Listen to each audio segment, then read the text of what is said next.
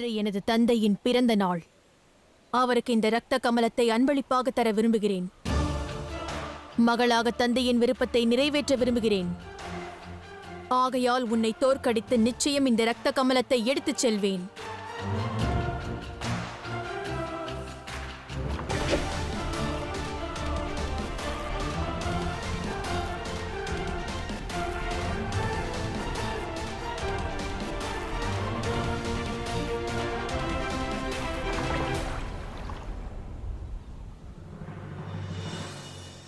தங்களின் வீரத்தையும் யுத்த கலையின் யுக்தியையும் கண்டு நான் தங்களை பாராட்டுகிறேன்.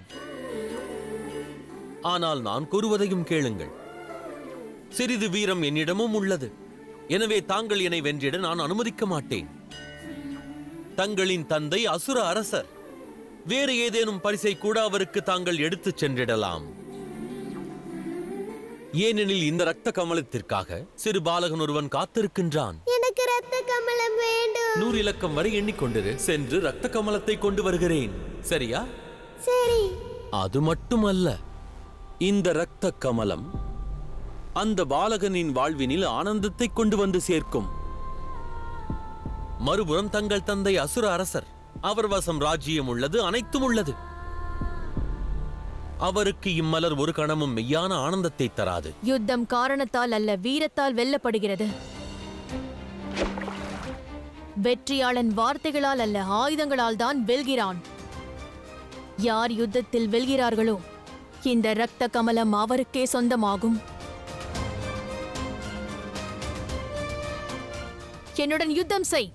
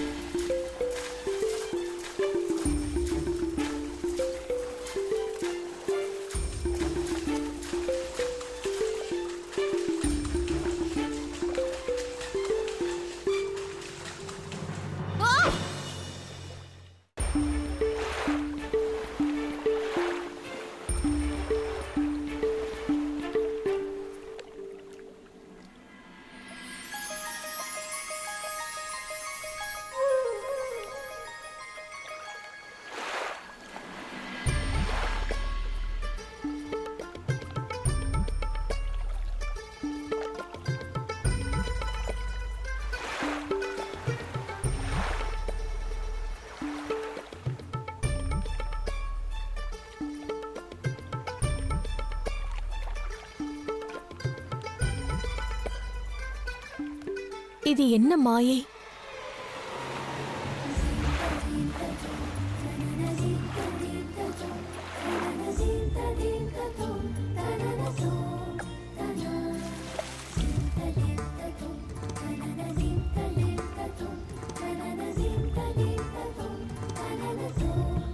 அங்கேயே நில்.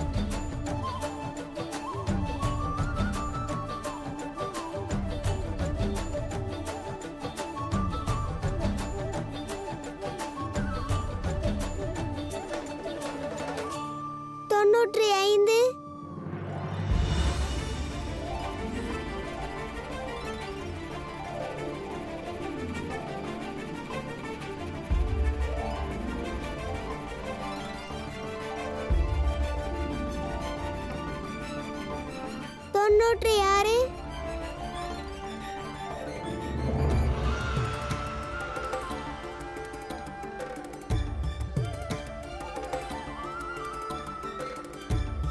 தொண்ணூற்றி